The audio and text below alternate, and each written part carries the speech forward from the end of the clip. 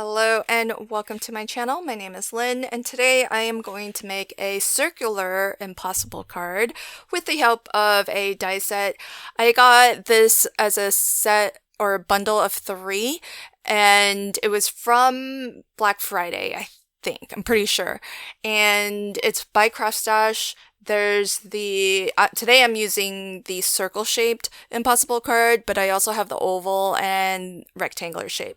Now I find with rectangular impossible cards, that's kind of manageable to do by hand if you want, but I would be very hard-pressed to do a circular-shaped one because the trick to an impossible card is that there are some partial cuts, there are some partial folds, there's parts that fold one way, other parts that fold another way, and that's how you achieve this look where, you know, part of the card is it's kind of asymmetric in a way, where part of it is towards the back and then part of it's towards the front. So having the die set is really nice because not only does it do all of that for you in terms of doing all of those partial cuts and all of the partial score lines, but you also get dies to cut out the mats and layers. And in particular, there's actually 2 ways you can do mats and layers with these die sets. This one has pretty much kind of, it sort of makes it look like you have that whole circular section, flat section on each side. But there's another set of dies that you can use instead or in combination with that only has the little quadrant. And so that's kind of neat. And also I found that the circle one, the quadrant on the front is on the right side, and with the oval one, the quadrant that's towards the front is on the left side. So I like that it's changed up a little bit on both, so that's kind of nice. And I just feel like impossible cards are great. I got this die set because I craft a lot with the Not Too Shabby Shop pattern papers, and cards like these are fabulous for showcasing a lot of pattern paper because look at all the space you have to decorate with. So today my card features the Paper Pad Club of the month for February 2024, and specifically I'm using the card that has the sheets with some cut aparts. They aren't pre-cut, so you would either have to fussy cut as I did or run it through, say, a Brother Scan cut if you wanted to use an electronic cutter to cut that out. But I love the color palette of both the paper pads this month because they are very like they're really neutral. They aren't super bright colors. I would say they're almost toned down a little, maybe it's just like a smidge muted, which for me is a little bit easier to craft with because I have a lot more solid color cardstocks that are more in this tone of color range. So really love that. And more so, I think with, well, I think it's probably equal with both, but I think more so with the Garden Secrets paper pad, it feels like there's more neutrals. And in fact, like that really nice, there's a really nice taupe color that one of the designs is more of a solid, but you do also have some really nice, very subtle patterns. I used the sort of creamy one, and it might look solid on screen, but there's actually a very subtle print to it, which I really, really love because those papers like that are kind of nice because it's more than just a solid, but you can use it like a solid because it's so subtle and it's just got a very tone-on-tone effect where overall it almost carries or looks like a solid. Same with the orange paper that I use because that's really a very small, fine polka dot print, but so much of it is orange that I'm actually treating it as if it was a solid color because for the most part, your eye kind of sees it more as a solid than as a pattern. So I really love that. And of course, there are some really lovely faux glitter patterns in both the greens and the oranges.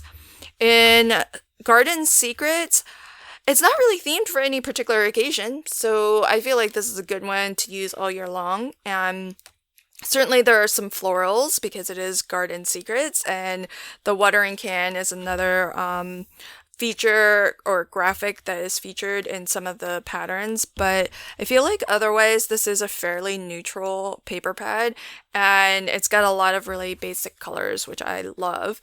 And as part of the Paper Pad Club, which you can subscribe to get the 2 paper pads, or you can also add in the ephemera pack as well. So that makes for even speedier crafting if you don't like to stamp and color.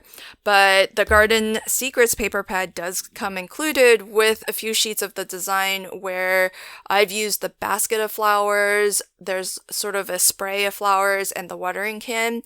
And so you can always use those images if you decide not to get the coordinating ephemera pack. And then the second paper pad is Sweet Little Bunny. And that one's really lovely as well. That one has a little bit more theming to it. I think it'll carry you through some of the spring holidays like Easter and St. Patrick's Day.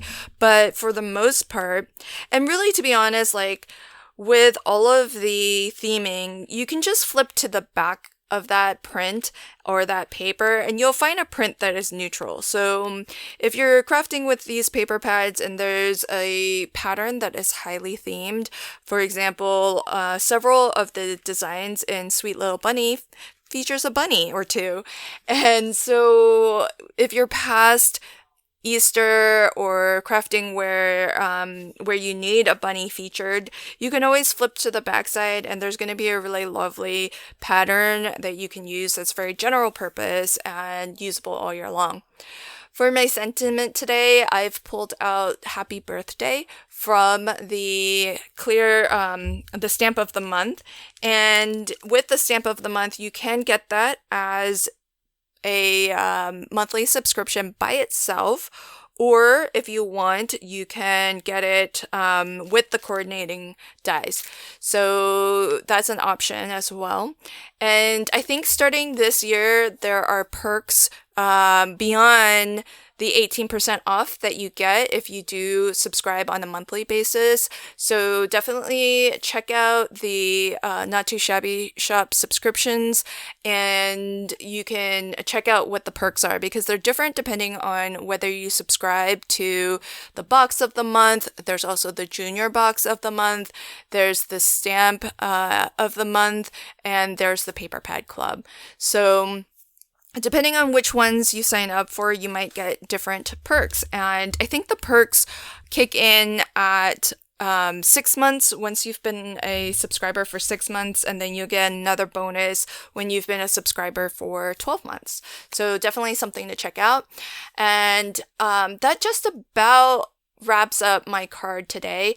The little bridge piece that I added to that front portion of my card, I like using it. It's totally optional on an impossible card, but I actually really like using it because it locks this card in place so that you can't fold it, like you can't unfold it back to its original circle. And that way it kind of maintains that mystique of how did they do this?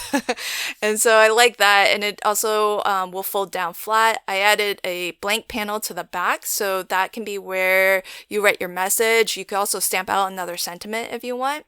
And it's a card that just displays really beautifully. I'll leave links to everything in the description box below if you want to check any of that out. And until next time, happy crafting and have a fabulous day. Thanks. Bye.